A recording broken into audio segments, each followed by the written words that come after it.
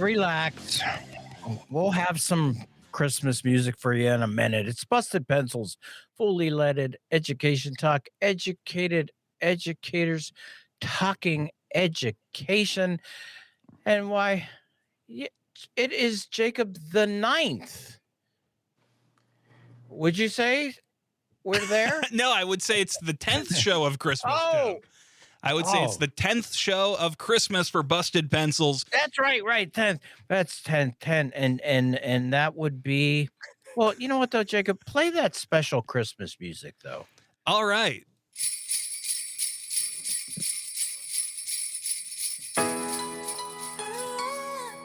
Bust pencils. Yeah. Grab those pencils and bust them. 12 shows of Christmas. You don't wanna miss this. Johnny Loop connection. Tim Slaker. But goes to Jacob. Sit your ass down and learn.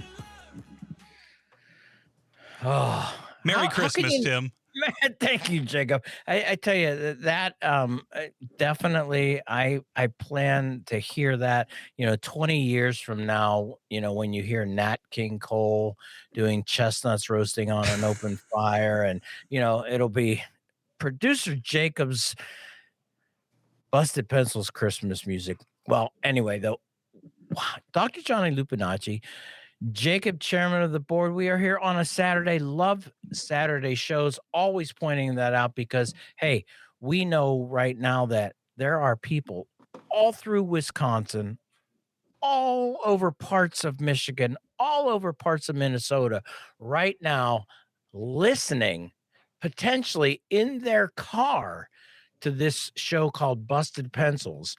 They're wondering, oh, crap.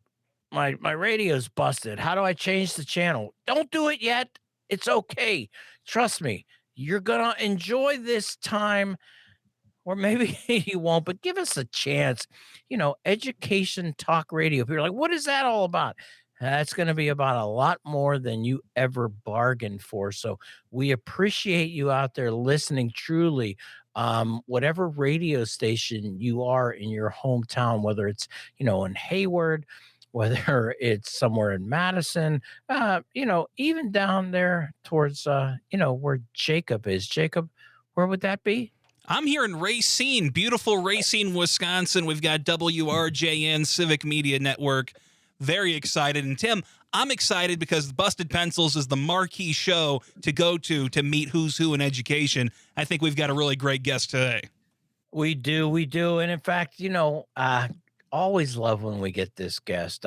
Just to, put out there, how did we come by this guest? Hey, you know what? Tim Slicker doing his internet stalking typically is how we get most guests, and this is the same way. Saw that Jonathan Gyurko, our guest, had a book out called Publicization, was on another show, and I was like, kind of cold. I can't remember if it was either a Twitter or through LinkedIn or whatever. I was like, we have an education show if you want to be on it. And Jonathan Gyurko, welcome back to Busted Pencils. You wrote back that day and said, all right, I'd love to do it. Let's get the word out about publicization, right? What's the opposite of privatization? Tim, Johnny, Jacob, great to see you. And to listeners, look, I can't think of an instance where government reaches more deeply into your life than when it controls your children for 6 hours a day. So it's really important talk about our future of our country, our democracy, our schools, our children, our government. So give us your half hour. Woo. And Jacob, make sure you cut that check for Jonathan for that endorsement there a little bit later. But Jonathan, now welcome back to Busted Pencils. I mean, a lot's been going on, as you point out too. Wow. To be an informed citizen right now. And yeah, listener, that's what we're talking about here, Busted Pencils. It's just show, it's about public education and education, but it's about democracy. And really looking at, as we like to point out, the foundation of American democracy, our education system. And yeah, we came by Jonathan because published a book. Jonathan, was it a 2025 publication date or 2024. It's been out 2020? for over a year now. And like I previewed, we've been experiencing a lot of privatization and private interests controlling education. And my thinking was you can't beat something with nothing. You got to have a candidate to beat a candidate. And why not create some language for it, some ideas, a framework, some ways to test things that are more public than private. And that's all part of publicization. And that's on top of my teaching at Teachers College, Columbia University, where I teach American politics and education politics. Well, there you go. There it is, people out there, politics. But Jonathan, we don't want to be mixing politics and education because that's not very academic, I understand nowadays. That sounds like potentially we might go in towards the indoctrination areas. And yeah, I said for anybody who, yeah, and we're looking. This is I Tim. think you're being facetious, I but it's funny you say that because, in my classes, I ask my students, what do you think of when you hear the word politics? Yeah. Oh, well, they think it's just, there's corruption and it's a dirty word. And I say, well, what if we think about it as a way to make decisions? And instead of making decisions like consumers in a market, buying and selling, there's a different way to make decisions together through participation, through dialogue, through voting, through voicing. And not in any negative sense, but what if we call participation politics? And the whole idea, you get it, is to start to reclaim that word not as a four-letter word, but as a legitimate way for us to come together and decide how we want to live together. Johnny. Well, I love that. That's partly one of the big things. I mean, listener, if you haven't gotten a chance to hear Jonathan, scroll back through, our podcast, download some of those episodes. We'll elaborate a little bit more on it on today's broadcast. But man, we vibed with you, Jonathan, when we read your book, when we had you on the publicization, thinking about the education landscape that we're in and reclaiming political from, the left aiming at the right aiming at the left, and everyday people, families, kids in schools, teachers, our communities sort of being in between that and the battleground for ideological differences. Meanwhile, we're still in our classrooms, kids are still going to school, and we're trying to make schools better. And I love that your book and the whole concept you gave us to put some language around publicization rather than marketization, right? Or privatization.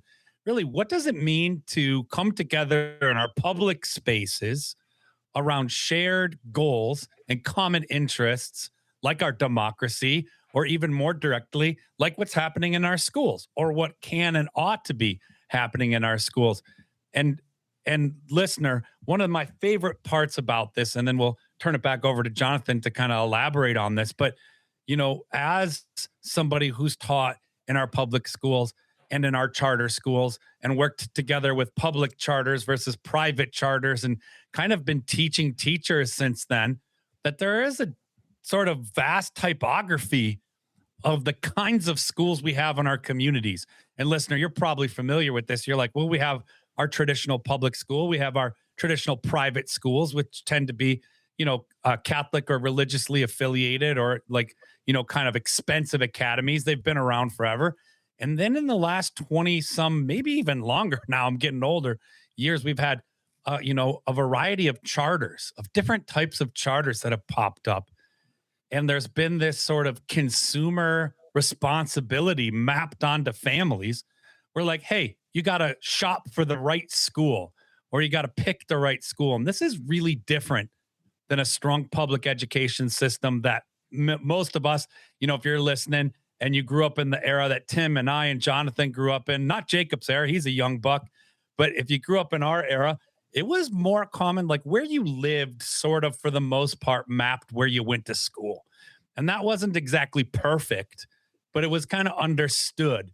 Public schools were a local pathway to furthering your education. And it's certainly more complicated than that. We could get into it. But in the last 20 plus years, maybe even a little longer now as we're getting older, I mentioned, there's all these different options. And Jonathan, your book really was one of my favorite reads in the last couple of years as someone who teaches future teachers to understand these differences that weren't always the case, but they were sort of growing. And these options are more and more common across our country and communities. And that's political. There are different interests involved. There are different folks, influencing the decisions being made that are oftentimes anyone but our families and local community members. So I really liked how you didn't say, hey, this book is anti-charters, or hey, this book is pro-public schools. It's really this idea that says, hey, everywhere we are, we can do better in education. And one of those areas is to come to the table to make those decisions locally around accountability and what truly is public, whether you're already a public school or whether you're a public charter, whether you're a private charter, whether you're for-profit, nonprofit. There's all these different types, but you call for this level of transparency and accountability together in local decision-making that resonates not only with civic media's mission, right, but with what we're all kind of constantly saying here on Busted Pencils. Public education is the bedrock of a democracy. It's where we come together to make decisions together to strengthen our civic responsibilities, our understanding of those responsibilities. And there's a long tradition in public schools of that, but there is a real change in the landscape. So that's a lot. That's a lot, Jonathan. Just wanted to give our listeners sort of an overview of how you've influenced my thinking in teaching, and your book being part of what I share with future teachers. And they really love it, man. They really get into this concept of publicization and what you're calling for related to their own school experiences, to the ways that they're seeing things happen in their school communities, and to this energy they have to be involved locally, whether that's school boards or within their own school systems. So, Jonathan, a little bit like as we head into the break shortly here, a little bit about where kind of things are at for you in publicization and what you're thinking about in terms of where things are going in 2026. Yeah, two small questions. Thanks, Johnny. You know how we do it. I do know how you do it. And thank you so much for being such champions of the book and the ideas. And we'll get into it after the break. There's a brand new article in School Administrator, the American Association of School Administrators magazine, in December, which summarizes some of the big ideas in 4 nice pages, 1,600 words. So for your students, that can be the Cliff Notes version. Cliff Notes. I love those, man. That's how I got through high school. Well, hey, publicization, new, a little bit more expanding. Our guest, Jonathan Gyurko, Busted Pencils, fully leaded education talk. Hey, 10 lords are leaping, I heard. Well, we'll see if they're leaping when we get back.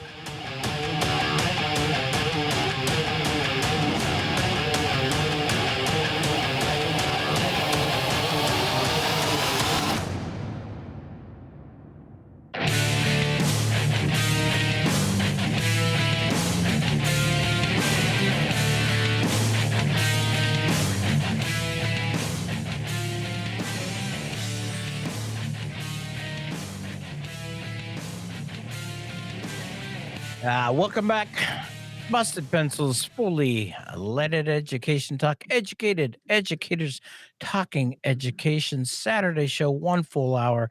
And yes, I know people, you still download it because you're like, Saturday, I can't make it all the time. That's okay. That's why, hey, go to Civic Media's website. You can download our show and all kind of other shows if you'd like. And that's the best thing about it. If you're not listening at the time the show is coming across your local radio station, you can always go and download the show. Our guest is Jonathan Gyurko. Johnny, long big questions setting up Jonathan, but kind of pivot into, yeah, Jonathan wrote the book Publicization, a different way to potentially frame what it is about public and whether schools, not just public schools, what makes them more public. Jonathan, you got to have a piece in the school administrator that, talking about this, particularly though too, and I really like, the exclusion test. And I was wondering if maybe that's the first way to kind of come Yeah. into from privatization to publicization. What do you mean exclusion test? Great question. So Johnny set out the growing typology of schools, private, district, charter, um, you name it. And the idea of my book is whether or not, regardless of the type of school, whether or not the school is serving public purposes or private purposes. Full stop. Are they catering to the private parochial interests at times of their parents? Or are they engaged in the larger conversation of a school district, of a community, of a state, of the country, and bringing that into the schooling? To me, that's the distinction between a school that is more public, regardless of what legal type it is, or more private. And, to kind of suss that out, Tim, the book proposes an exclusion test. If there are exclusionary practices, by definition, that school is operating in more of a private way than a public way. And once you start looking for exclusionary practices, we can find them kind of all over the place, right? Are the board meetings open to the public and well advertised and participation encouraged and people given good reason to come out because they'll be heard and they'll be heeded? Curricular decisions, are they made by the experts and sort of a trust us and excluding parents from those decisions about the books we're assigning? Well, if that's happening, then those decisions are more private than public, versus leaning into participatory decision making at all different levels of a school and a school district and a state. Now, we can't take everything to a vote, and that's not what this is recommending. Experts have special knowledge, and we need expertise. But experts should be explaining their decisions to parents, bringing them in so families don't feel excluded. Same thing for attendance, an attendance zone. Am I excluded from a school because I live on the wrong side of an attendance zone line? And just because of that geography and the real estate I can afford? Or can we find ways to better include students and families into different schools? That's the nugget of the idea. And it comes from public goods theory, right? A private good is excludable. That's a very academic economist definition, but we can apply it to schools. A private education is excludable from others versus a public unexcludable education. So using that then too, and this is where I kind of like this is we could then potentially be quote looking at a traditional public school and a traditional private school and kind of create a Venn type of diagram looking at, so what are, the exclusion tests.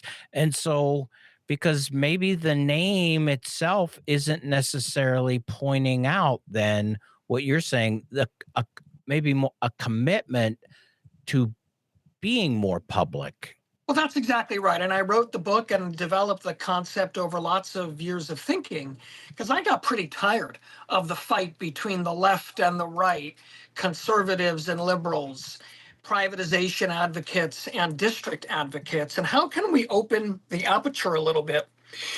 And I'll close with a little story. The superintendent of Chicago Archdiocese Schools, Greg Richmond, is a 25-year friend of mine. And he says, look, I think we do a better job educating some of Chicago's students than the district schools. And we don't charge tuition, we waive it, and all these ways uh, he feels as if they are pretty publicly purposed. Hmm. And in some ways they are, and in some ways they aren't. But it allows us to have, I think, a more productive conversation about how we educate children in all different types of ways. But, and you've told us that story before, and for people just hearing it for the first time, it's kind of like, wait, what? Oh, wow, that's potentially kind of like I didn't think about that because yeah, a full scholarship to a private school, but then looking at the purpose and the education actually received in that. Go ahead, Jonathan. Quick, 50 Well, seconds. yeah, and I just want to, I think what it also helps us do is keep the focus on the ends. A Yeah. great education, flourishing kids for all, rather than just the means, this type of school or that type of school. All right. And with that, just set this up.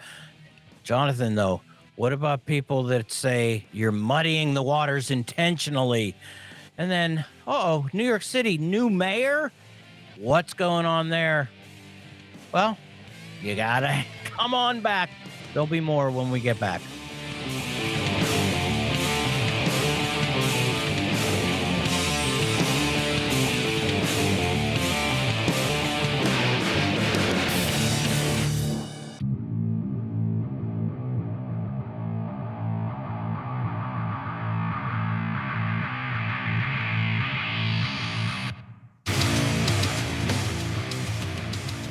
It's the sledgehammer. You hear it, you feel it. Busted Pencils, fully leaded education talk, educated educators talking education.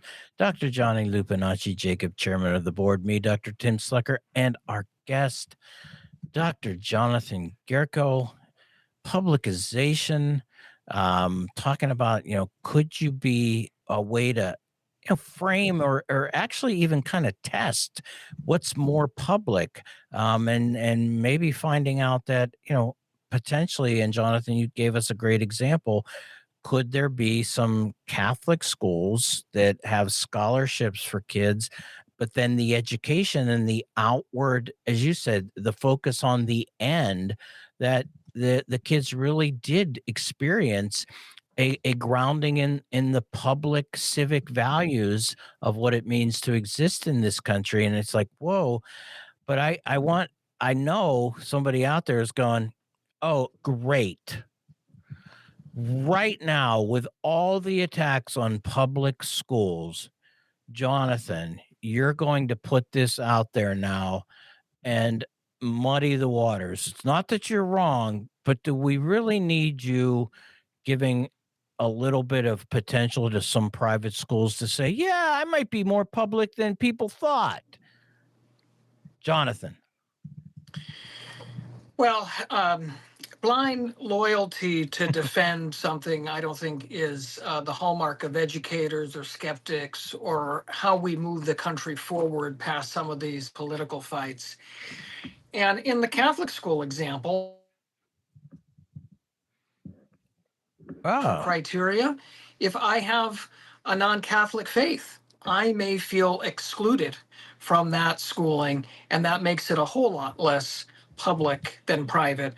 But the point is, let's stop fighting about types of schools and focus on where we can expand the public commitments to students in every school, and particularly the district schools. I think district public schools will be even stronger the more they root exclusionary practices outside of out of their work. And that's another purpose of the book. Let's be as public as possible to live up to our commitments and our vision to students. And maybe that's what's going to happen in New York City now that we have a social democratic mayor.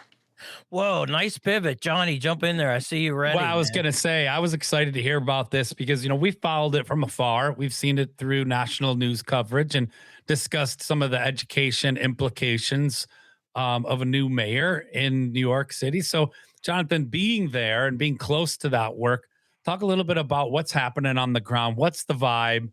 And what does this mean for, public schools, for not just public schools, but for the publicization of education with the social democrat in office? Yeah, well, let's start. I think there was very little radical about candidate Mhm. Mamdani and now Yeah. Mayor-elect Mamdani. Let's take free buses, for example. I ride the bus. Very few people actually pay the fare today. And second, you're riding the bus to work or to go to school or to spend your money in a different part of town. Hardly a radical public service to support these other parts of the city and your life. I think what is radical is he led a brilliant, participatory, people powered Democratic campaign. And it is a radical notion, if you're used to being a power broker, to see actual grassroots campaigns win. And he did it.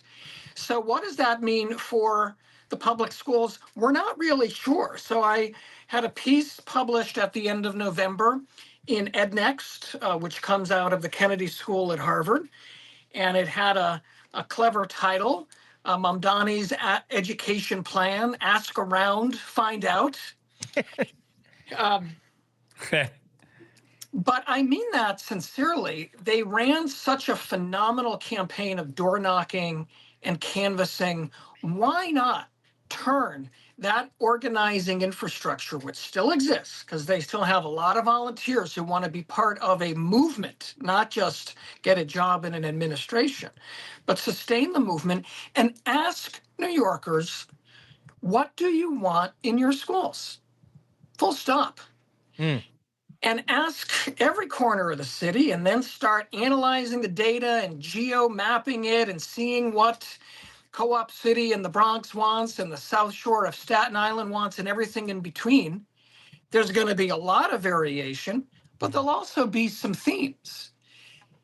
And to me, that's how you start to construct a school policy that is actually responsive to New Yorkers in a very, very diverse city and very different neighborhoods versus what I think we've seen for 40 years. The right saying markets, markets, markets, just let parents choose. And that has worked in some places and it has failed in some places. Or what I think Democrats tend to lean on, which are the experts. We know, trust us. Well, both are exclusionary, right? If I'm the expert and saying, trust me, I'm excluded. Or if it's the market, I have no say in what's happening with my neighbors or my community. So let's really bring about a publicization project in the very early stages of this administration to be responsive to what New Yorkers want. Do you do you think that that could be a potential opening, or are you wishing? Because I think going back to your piece in November, part of the issue was is that at least my memory was is that there wasn't a lot about public education from him, and but the one thing that got put out there was his potential to eliminate the gifted and talented kind of practice that was going on in New York City, which was of course very offensive to and we kind of had a little bit of fun with it because I was kind of like, well, I don't see any reason to quote have such an exclusionary practice as New York City's gifted program that ends up being, as you said, a lottery for such a small percentage that it created its own kind of little mini private, bastion where the privileged really continued to maintain their privilege. Yeah, I thought it was an odd issue to pick up during the campaign. He got lambasted by his opponents at the time. On principle, he's absolutely right to think that we can identify and separate the wheat from the chaff when a child is 4 years old is nonsense. All we're Right. separating is socioeconomic status and other markers of privilege, as opposed to saying, we genuinely believe every child has innate God-given talents. And we're not going to start picking winners and losers at Right. age 4. We're going to enrich all of the kindergartens and all the pre-Ks and all to let those talents further develop. So right on principle, probably a stumble out of the campaign trail. They didn't say a lot on education because they didn't have to. Affordability was the winning issue, a livable city, and a positive message. You know, let's have a positive narrative for New York City. I love living here. Millions of people love living here. Let's have a mayor who loves the city too. He also talked about ending mayoral control, and the piece that I wrote cautioned that mayor-elect to end mayoral control as we know it, not Mm. in toto, but as we know it. And if he is unhappy with how that authority has been used in the past, it is a management tool. It's an accountability tool that he and his team can deploy in different ways for very important reasons. We know from the research on equity that the more local a decision, the more opportunity there is for mischief. And yes, it's responsive to local preferences, Mhm. but localization can also Mhm. reinforce local prejudices. Yeah. And the great steps forward we've had to help every child get a great education has happened at a more centralized government venue, be it the courts or the state level or the federal level or the mayor of what is effectively a city state of 8 million people. So better to decide issue by issue where should decision making reside than simply say I'm giving up mayoral control. I think there would be more harm than good if Mm. that happens.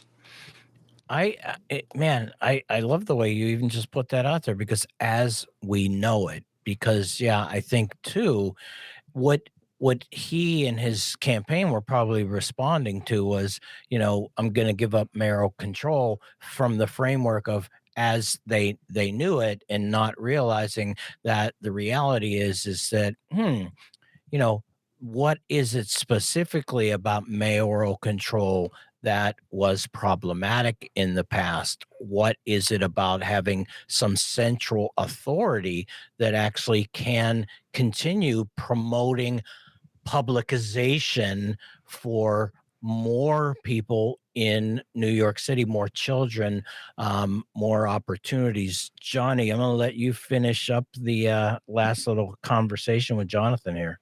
Well, I mean, I love all of this, and it's great to hear, Jonathan, from you on the ground there, and provide that overview of things. But as we wind down on time with you, I'm also just going to come back to that big question I threw out earlier in the show, and just kind of your hopes, what you think, you see coming, in 2026. What's the forecast looking like for things coming from your perspective? Well, it's been an eventful year. We Yes. last talked some time ago. I Yeah. want to quote something. Yeah. Quote, the experiment of controlling American education through federal programs and dollars has plainly failed our children, our teachers, and our family. I think many of your listeners would describe No Child Left Behind that way. Mm-hmm. They probably would describe Race to the Top that way. And they may be surprised to learn that that is straight from the White House's executive order last year ordering to shut down the Department of Education. Yes, Trump said that. Long preamble to an answer to your question, Johnny. If, in fact, the feds want to improve education by empowering parents, states, and communities, let's see states step up. Let's see states enter that vacuum around testing, around standards, around district lines, around funding, The Fed's saying we're done with it. Let's do it. Let's do it at the state level. I Wow. love that. Yeah. Man, Jonathan, how is it that it just goes too quickly with you, my friend? Jonathan Gyurko, Busted Pencils. Check out the book, Publicization. We'll have a link in the podcast description so you can get it. Yeah. Let's we got to get you back though. Let's I want to do more with this Trump and the Department of Education because I hear where you're going. Great stuff. Busted Pencils. Johnny and I will be right back.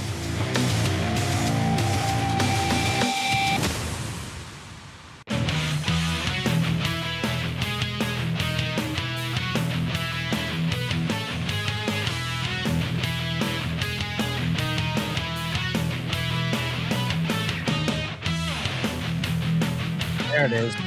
Thumbs up, Busted Pencils, fully leaded education talk. Educated educators talking education. Yeah, you know that music. Last segment. Wow. Goes so quickly. Love spending time, particularly with everybody right now. I said listening in your car, listening in your workshop, listening in your house, wrapping those last minute presents for people celebrating Christmas. Heck, I still got to go out and do a little bit more shopping, to be honest with you. You know, 'tis the season of spending. They keep saying it's the giving season. I keep feeling it as more like the spending season. You know, not that there's anything wrong because you have to spend then to well, you don't have to spend to give, but you know, I've you got wanna an do idea, Tim. yes. Instead of you giving me a gift and me giving Johnny a gift and him giving you a gift, what if we all just don't do anything and it's about the same, right? We've just passed the same money around. Let's just, let's not do it. Yeah, well, or we can, each bring a 20 to the next time we're together and we can all just, give each other a 20. I think that's fair. I mean, unless your uncle is Scrooge McDuck, it's just passing the same money around. So Oh, well, anyway, so Jacob, Jonathan Gyurko, your first time producing with Jonathan, like, what do you think? he was great. That was a lot of fun talking to him, getting to hear his perspective out there in the fancy Big Apple. So I thought that was great. A lot of questions that we had, and I think a lot of people have about Mamdani and the experiments we're going to see coming in New York City. And there's one thing we love on Busted Pencils. It's people trying interesting new things in education. So I'm pretty excited to see it. Yeah, a lot of content should be coming. Oh, yeah. Yeah, it said, his book came out in 2024, Publicization, but we keep, putting it out there as something, take a look because, people are like, he's muddying the waters on, the fight for public schools. And you know what, though, again, if you're only looking at this from a quote team's perspective, Republicans are this and Democrats are that, Mhm. as he pointed out at the end of the last segment, well, just remember the 40-year war from 1983 of a nation at risk has been waged quite equally by both parties on public schools. So, let's start there and be honest about it. And so having a conversation about what quote makes schools more public, positive stuff, Johnny, right? Oh yeah. I mean, there's the classic phrase speaking truth to power, which is something Jonathan does in an era where it seems to be that power is spoken to truth. And so it's really refreshing to have him on the show, but also, like you said, publicization and these great articles. Jacob will include them in the podcast link. But, if you're a teacher out there, you're a teacher educator, you're an education scholar, you're working on policy, you're a school leader, or you're a parent, or you're just any regular person thinking and listening to Busted Pencils about education, his work is just phenomenal because he really, truly breaks it down, Tim, in a way I think is anything but muddying the water. It's really just clarifying what seems to be, too muddy. Oh, that's too complicated. That's stuff I don't understand in everyday conversation. But what he does is he breaks it down and say, hey, folks, this is what's going on. This is what has been going on and why it's happening. And here's what we can do about it. Together, we can get together to, strengthen our local communities. And an entry point to doing that, right? Which, side note, is practicing our civic duty as democratic citizens. That's not as Democrats. That's as, political people in a democracy. Democracy. That's every one of us, right? So he says, bring that together, because an entry point is our education system, is the schools, the places where children learn together to be citizens in this community, and all the working parts to that. He really dives into that in a way where, we can continue to have these kinds of great conversations and roll up our sleeves in our communities and get together. And Tim, if there's one thing that we've learned too in the last year or so, is that voters, by and large, support public education. I mean, we have the record. So again, I love this, speaking truth to power in an era where power is spoken to truth. Power to the people, speaking truth to power. Let's get together. Let's understand what's happening in our schools and what can and ought to be part of the change to strengthen our democracies. Love having them on. Love talking these conversations with you, Tim and Jacob. So what a great broadcast today, my guys. Woo, woo, woo, woo. And with that, now it's time for your moment of Zen.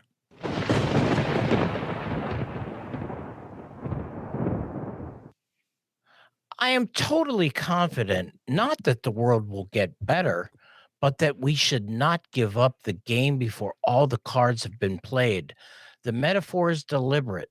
Life is a gamble. Not to play is to foreclose any chance of winning. To play, to act, is to create at least a possibility of changing the world.